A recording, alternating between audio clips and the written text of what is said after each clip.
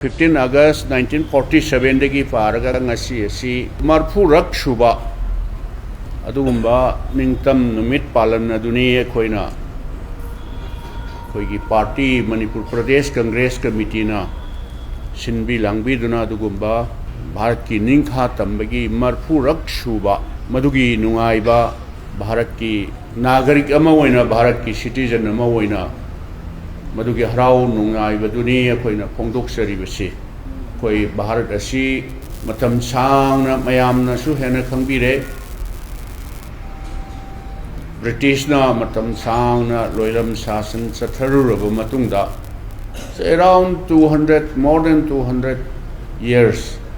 भारत असि मोइना लोइलम शासन हाइब तारे तौरब मतुंगदा भारत की मसिंग थिंगमद्रबा सकनाइरबा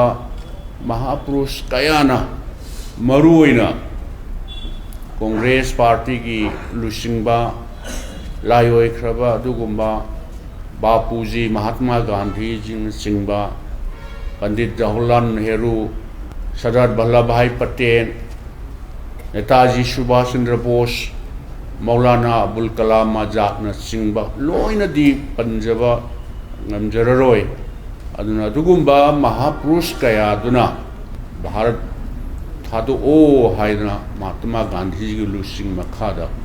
मरंग नहानदसु अखोई मदुगी ऑब्जर्वेशन तौजखिबदुनी क्विट इंडिया मूवमेंट तौदना कांग्रेस पार्टी ना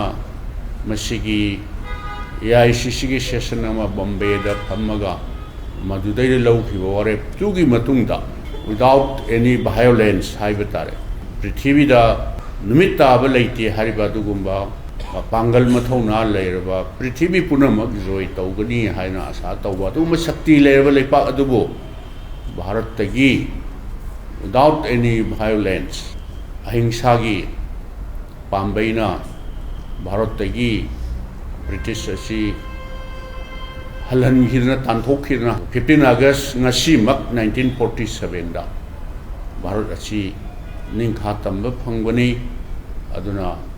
अदुगुम्बा नुमित अदुदगी 1947 दगी पारगा ngasi asi marfurak suba अदुगुम्बा निंखा तंब नुमित अदुनी मदुगी ऑब्जर्वेशन दुनिया खोइना तौजरी बिसे अदुना लापिरिबा खोइगी सनारबा लीडरशिप ऑफिस बेयर सिंह भारत को नुंसीबीबा और भारत की मचु अहुमबु नुंसीबीबा मसिबु व्यवहार उठपा ओइना नुआइरबा नमित असिदा खोइ पुनमक